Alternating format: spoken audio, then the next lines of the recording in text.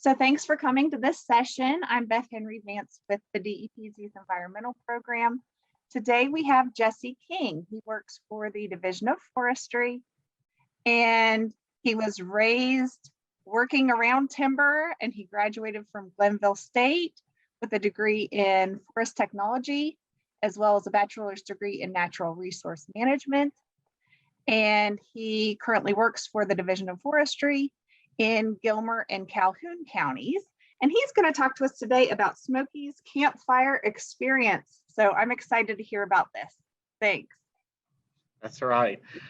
So, we all have had somewhat of an introduction in our life to fire and different aspects, whether it's enjoyment and recreation, or if it's an outside management. Maybe some of us have interacted with some of that. If you look at my photo behind me, so that is me educating other students on how to conduct burns and wildfires and stuff. So, but we're going to have a lot of fun, and today we're mostly going to have a focus on what kind of fire safety is out there, and so a little bit of talk about Smokey Bear. And what I think is the most important thing is to understand the story of Smokey Bear. So I'm going to share my screen, and we're going to show you a few videos. We're going to kind of break in and out of showing some different YouTube videos and different videos that we actually filmed with Smokey with our agency. I want to tell you the story of Smokey Bear. So how many of you all, and you can unmute your mic if you want to, but know if Smokey Bear is a real bear or a fake bear? Anyone have a guess? He was real. He was real. Smokey Bear was a real bear, and they actually started a campaign to try to promote wildlife as Smokey and different bears and stuff back in 1944. But there was a fire that happened in New Mexico. So a lot of times we travel to other states, and that state believes that Smokey probably came from there. So, but Smokey did not come from West Virginia. He travels to West Virginia, but he came originally from New Mexico, Lincoln National Forest. And there was a fire, an actual real wildfire, uncontained, happened out there and burned hundreds of thousands of acres. And no one to this day knows exactly how that fire happened. So it could have been kids playing with matches. It could have been a farmer had debris get away from him. It could have been somebody threw out a cigarette, or somebody that did not properly contain their campfire and put it out properly. But either way, a fire did happen. And Smokey lived in that forest. He was a small baby cub at that time. Him and all of his other wildlife friends. So what all other animals do we have out in our forest? Does anyone know? Name a few. Foxes and deer. Yeah, okay. So we have deer and foxes and rabbits, and we have amphibians and lizards and snakes and turtles and fish and everything else. Well, they were all affected by this wildfire, all Smokey's friends and his family and everything. And to escape the fire, where do you think he went? He actually climbed into a tree. So he climbed a large tree and hung out there until the fire went past him. Then it took thousands of wildland firefighters to go out and try to fight this fire. It's one of the largest in history. And they used large equipment and water and hand crews, and they went out and they ended up suppressing the fire. Well, the next day they go through to try to help all the wildlife and the damaged trees, and they find Smokey hidden in a tree. Well, he was injured. So specifically, the real Smokey Bear, his paws and his back and his legs were blistered and burnt. So, of course, where do we take an injured animal? We take him to the vet, right? So they took him to the vet, and then the vets took care of him and got him back to good health, but they couldn't keep him forever. He is a wild animal, right? So they took him to the rangers that found him. The rangers then helped keep him and raise him a little bit for a few years, and then they start calling him Smokey after one of the education prevention programs that they had. So then he became the symbol for that program. we continued to use Smokey, and we traveled him from state to state, to city, to larger areas, and even to Washington, D.C., where he got to meet president and all kinds of politicians. And we started promoting him. And then it moved on to a global stage. And he's more well known in North America and Mexico, but he's known in other countries as well. Now, how long does a normal black bear live? Anyone know? Somewhere between 25 and 30 years. Now, Smokey Bear, as we know him, is 77 this year. So what that means is we've actually took each generation that came from that same bear, and we've named one of the cubs Smokey. So we've kept Smokey going on in real life. So the real Smokey Bear is actually still in a zoo up in the northern part of our nation. So he kind of travels around a little bit. So that's kind of the story of Smokey Bear and how he kind of came to be and how we still use him today. Now I'm going to share my I have a screen. quick question. Oh yeah, go ahead. So he is still alive in 77? No, it'd be his third generation Smokey. So it'd be his grandson is alive now. So the first Smokey lived to be in his 30s, and then he had a kid that they named Smokey, and he lived to be, I think, in his early 20s. And then we have another Smokey today. It's getting a little bit of age. How old is the one now? You know, I do not know that exactly. So, but we could probably look it up pretty easily. But there is still a Smokey Bear. Now, there's been other cubs come from the same line of Smokey Bear, but they're named after different names. So one of them's Asher and the other one's Cinder, and that's the ones they refer to in the comic books when you see small cubs. What they're referring to is Asher and Cinder on those ones. Okay, I want to share my screen. Any other questions before I go on? Okay, I'm going to share my screen and show you all another video. And this one should work fine on your sound.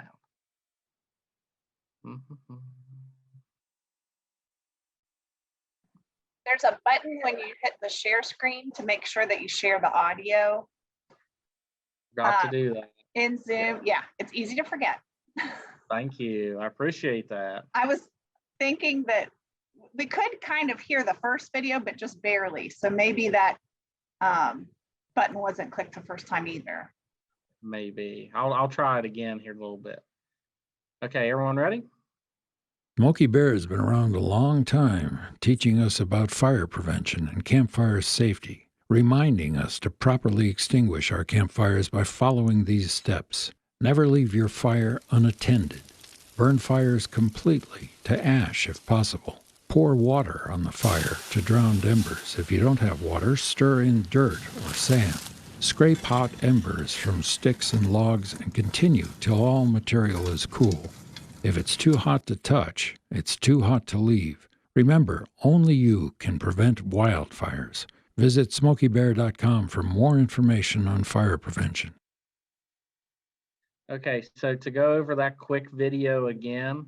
So Smokey has a few rules that he wants you to follow.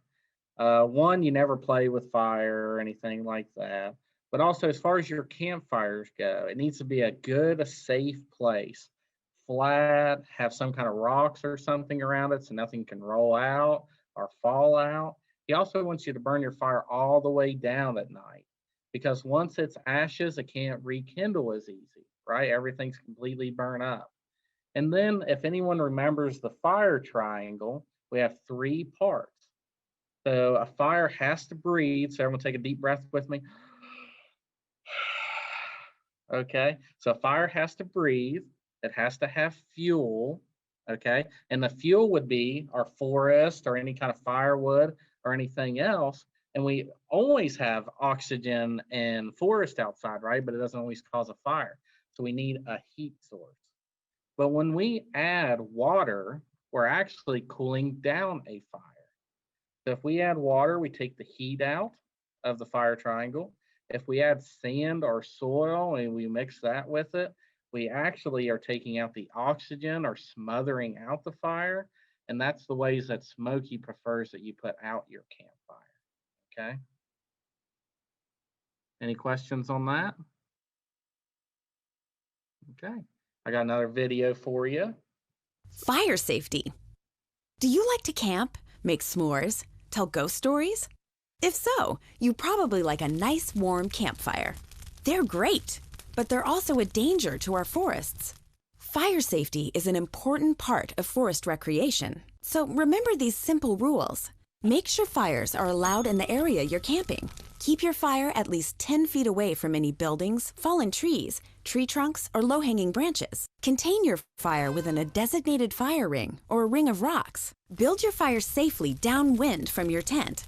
Never leave a fire unattended, even for a quick minute. And when you're finished, make sure the fire is dead out. How? Drown it with water. Stir the coals, then drown it again. And that's the story on fire safe. Whoa, wait a minute. Playing in the forest is one thing. What about living in a forest?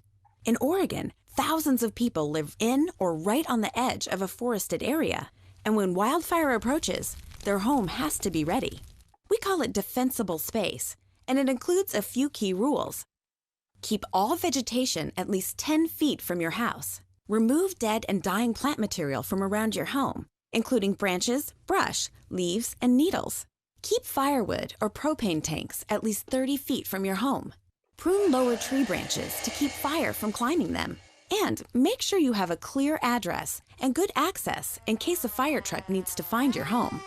Fire is serious business, and the person who can best protect a home from wildfire is the homeowner. The more prepared you are, the more you can enjoy your time living in or playing in Oregon's forests. And that's the story on fire safety. Check out more forest fact breaks or visit OregonForest.org. Okay, so there's a bunch of different things that you can do around your home and you can do yourself to try to keep your area safe. I'm actually about to go to Oregon. Oh, really? That is exciting. Yeah, for snow camp. Really? That is great. When are you leaving? At like the end of July, Wow. and I'm going back August 1st. You're going to send everyone postcards, right? You should. But yeah, so actually, now that you mention it, so we actually send crews of our own individuals, our own agency here in West Virginia, and we'll travel to other states like Oregon, and we go out and we fight fires there. So wildland firefighters are located everywhere, not just in our state. They're out west, they're down south, they're up north, and they're in every country. So the next thing, so I've got another video. We're going to try to see if we can hear the sound. Go ahead. Muted. And there was actually just a fire in Colorado not too long ago. Yeah. My friends lived actually literally we could see where the fire was from their house. Well, I hope their home ended up being safe. The hill about 500 feet away from their house was completely burnt. Wow. They're okay, and their house was okay. Thankfully, they were actually in Virginia, and we were hanging out with them when it happened. So they weren't anywhere near their house. That is great. And they had friends getting stuff out. I'm going to share my screen again, and we're going to try one of these videos. If you can't hear it, just let me know.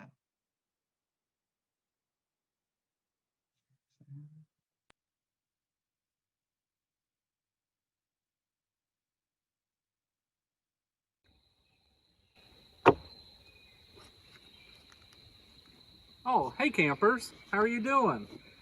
Got Smoke still here. We're discussing this campfire location. It seems to have some good things and some bad things going for it. So like we talked before, you gotta have a good location. One good thing is this is flat. It's not on a slope of any kind, so nothing can roll or anything like that. We also have these rocks. And Smokey was pointing out that he thought that that was a really good idea. It creates a barrier for where they've been burning at, so that way it doesn't escape. You can also see that they didn't fill it completely up, right? So the black area isn't as big as all the way to the rocks. So they didn't have too big of a fire. Another thing is we want to make sure that there's no fuel outside of our ring that could also catch on fire, right, Smoke?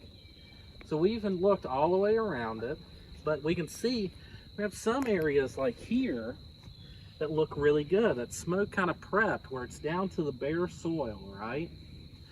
But then we have other areas like this, where we've got a mixture of mulch and vegetation, which could catch on fire. So we've got to take some shovels and some rakes and clean all the way around this before it could truly be safe. We plan to have some s'mores and do some activities here later, so come and join us. Okay, so to reiterate on that, in case any of you couldn't hear, we do have a campfire location here. It's on a good flat area. Everything's been burnt all the way down. They didn't have it too full in here so nothing could fall out. They still had a small fire that was smaller than their ring. But also by law here in the state of West Virginia, you have to have bare soil around your fire pit. If you have any vegetation, a fire can still escape. So by law, Smokey even says you have to use a rake and shovel, and you have to clear out from around your fire, right? So this is a good campfire location, but just needs a little bit of work. Okay. I'd like to show you another little video.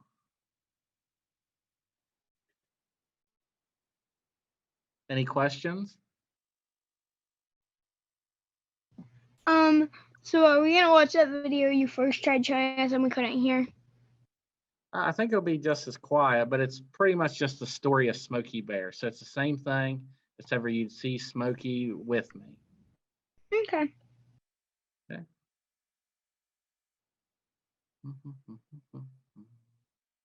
Oh, here it is. Okay, so it's not just ourselves that are enjoying the forest, but it's all the different critters and things out there. So we need to have respect for their homes as well. Today's topic, forest wildlife. We love our forests. And so do numerous species of animals. But no two forests are Sure, alike, really well, and but we different can't animals see it. prefer different kinds of forests. Say that again.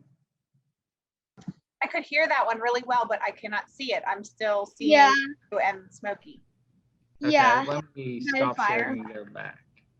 Let's try it this way. Sorry for the technical difficulties, guys. It's okay. No problem.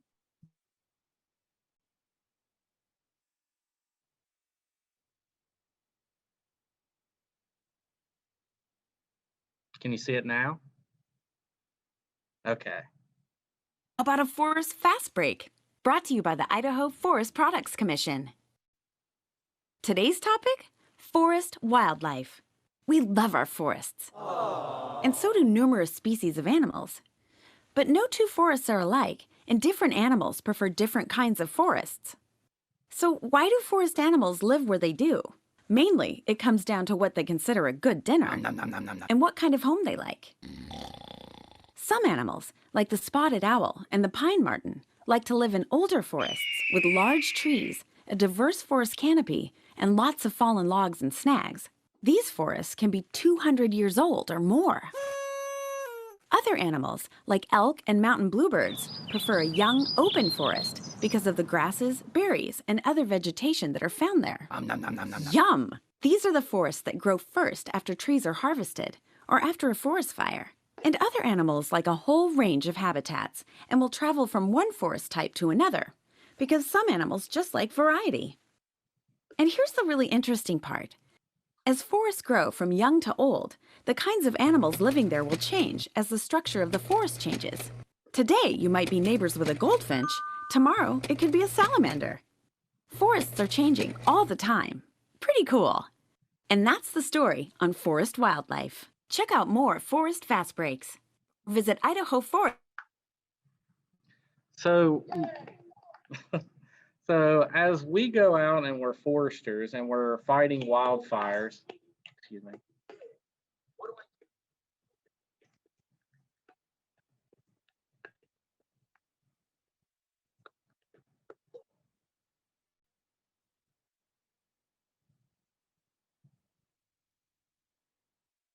Could y'all hear the advertisement on YouTube going?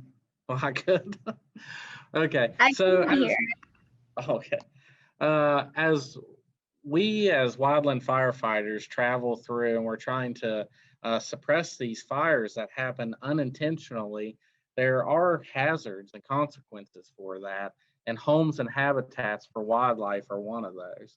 We try to save what wildlife we can. We try to move and exclude areas and different things like that, but not all wildlife can escape. So it's real important that we don't have accidents or incidents, or we don't play with fire that could cause a fire to get out of hand and injure the habitat of wildlife. Okay. I'm going to try to share another video of Smokey and I.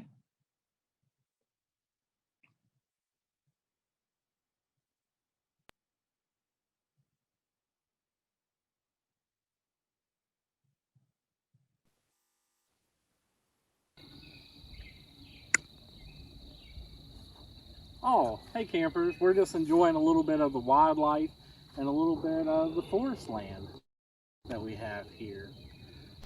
So West Virginia is the third most forested state, as well as we have one of the most diverse forests in the whole world, being the Appalachian deciduous forest.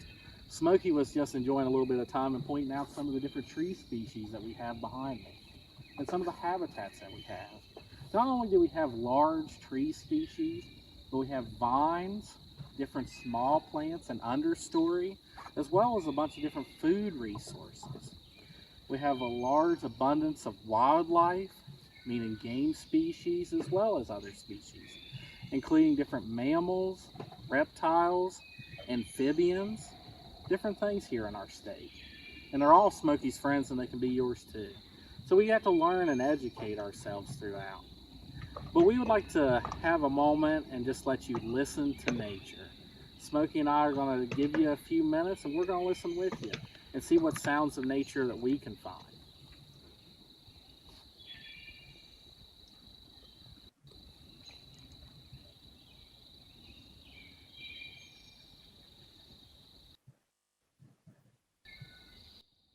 So the sound is really low on this video, and we're going to try to correct that in the future.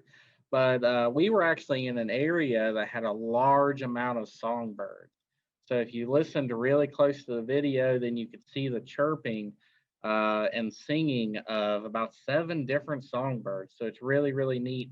And that's just local here in West Virginia. There's lots of different sites that you can go to and just stop and listen to the wildlife. So next time you're outside, stop, take a breath of whatever you're doing, sit down for a second and just listen close.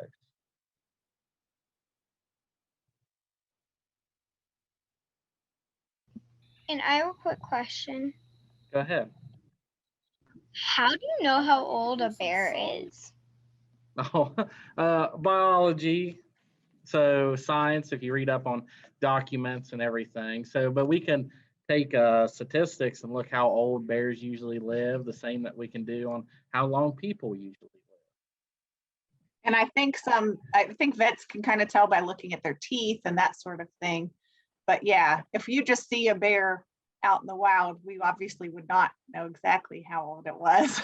If it was an adult, you don't know really how old it is, unless it's tranquilized and you're a professional and they're taking care of them. Good answer. Birds that we have native here in West Virginia. Maybe see different variety of treetops as you looked up into the crown, and then saw our beautiful skies that we have in the evenings here. So I challenge you as the West Virginia Division of Forestry, Service Forester, that you go out and experience nature a little bit, educate yourselves, and come back and tell us what you've learned. Thank you. Okay, I know the videos are a little quiet, but it's good information. So I'm going to play another one for you.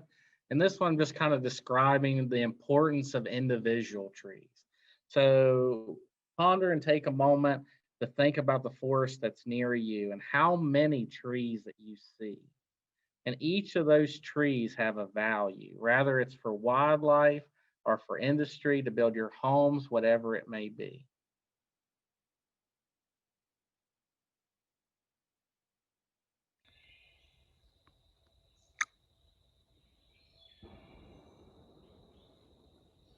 Hey campers, so I'll just spend a little bit of time with Smokey here talking about our #1 most valuable renewable resource here in West Virginia, meaning trees, our forest. So can you all hear me better than the video? Okay, good. So this is a yellow poplar tree. I And a barely yellow, can hear, yeah, I'll barely hear me. I barely can hear the video.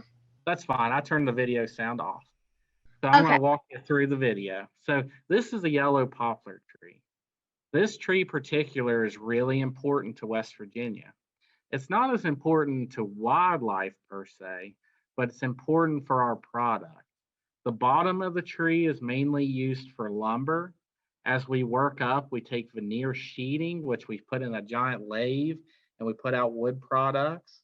We move further up, we chip the wood and the branches up to make other products that we use for houses.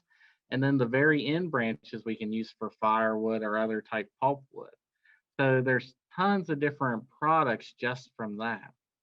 Now, other wildlife mainly use trees for, say, den trees or for food resources, like oak trees are mainly used for hard mass. And we really need that mass to have enough food resources out there for the wild.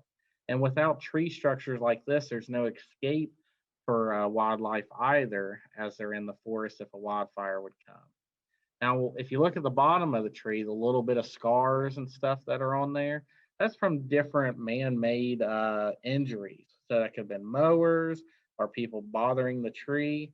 But when it's a wildfire, it scars all the way around the tree. Smaller, thinner bark trees, it actually boils the sap and ultimately killing the tree. For thicker bark trees like this one, it'll end up putting a dark ring all the way around and then stunting the growth of that tree. And if we would cut it down and look at the stump, we could actually see, and even in many locations in our own state, several fires that would happen annually on that tree, stunning the growth overall, and it can kill the tree. Also, on many trees, the root systems are really shallow on it, so it can burn the root systems up, not allowing the tree to grow. And this is on a very large tree. Imagine if it's just grass species or if it's small saplings and things like that. So it's really, really detrimental on our forest.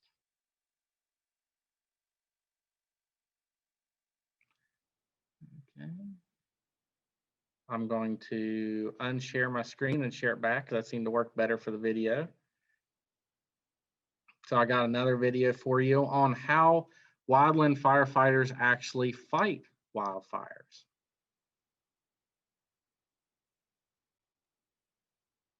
So myself, I am a wildland firefighter. So I fight fires here in West Virginia, and have made attempts to go to Oregon and fight fire. But I've only made it as far as on the plane before they turned us around. So, but we're still working on more opportunities.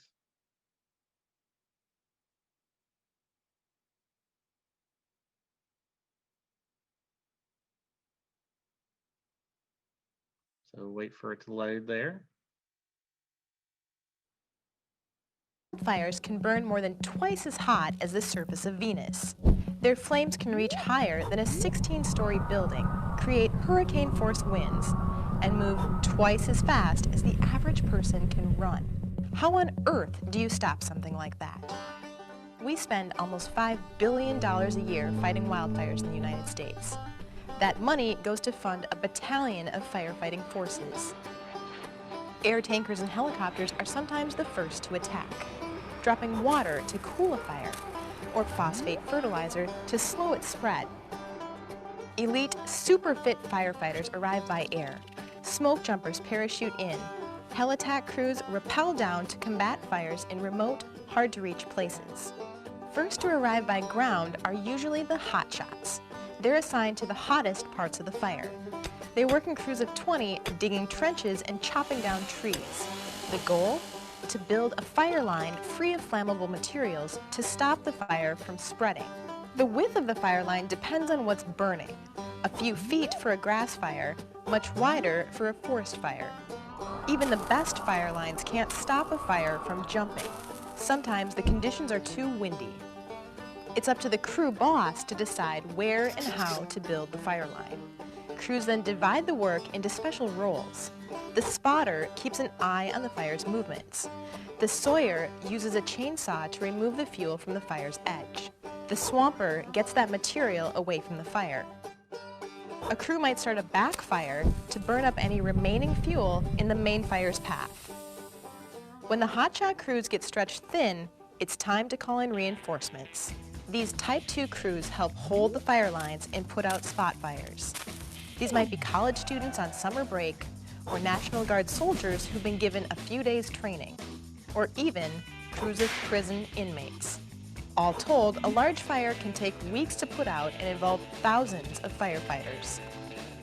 As powerful and destructive as they can be, wildfires really aren't a problem unless they threaten places where people live. So sometimes the best way to fight a wildfire is to not fight it. Letting some fires burn naturally decreases the amount of fuel for larger fires in the future. And perhaps just as importantly, many plants and animals depend on fire as part of their natural life cycle. In that sense, wildfire is kind of like rain, a natural and vital part of the ecosystem.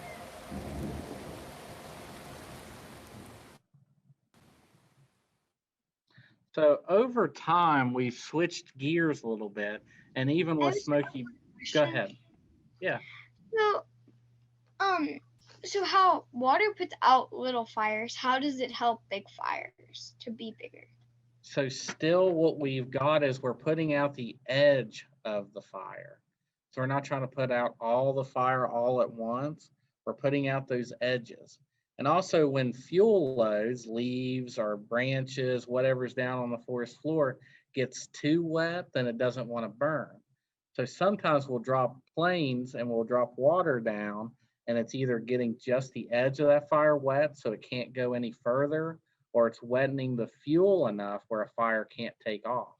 And that gives us enough time to put in more lines and get rid of more fuel so the fire can't go any further.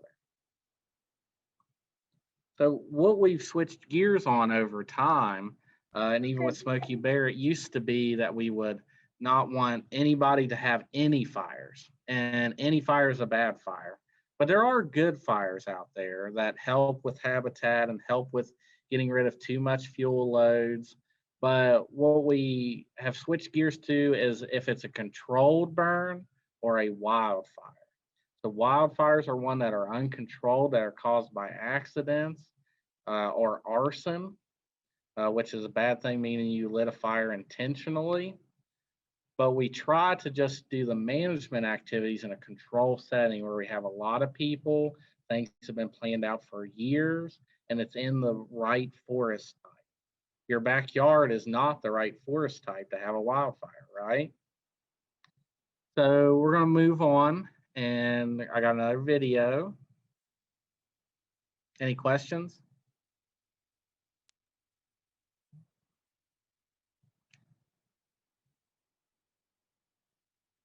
Let me share my sound this time.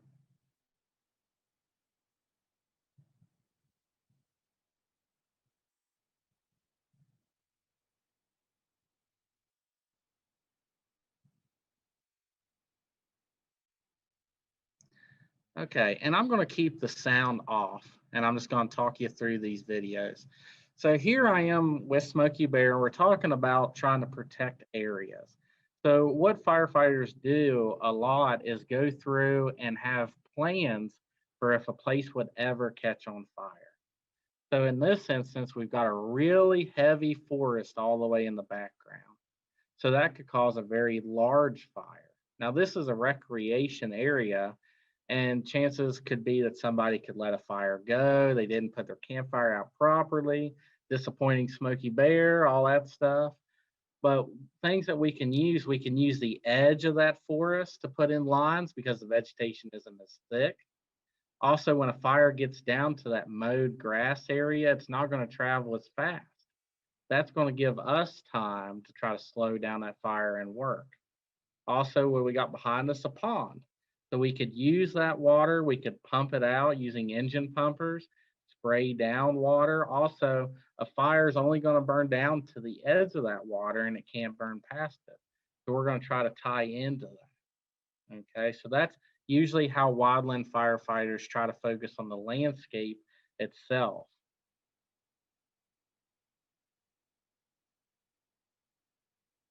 Okay, and then another video for you.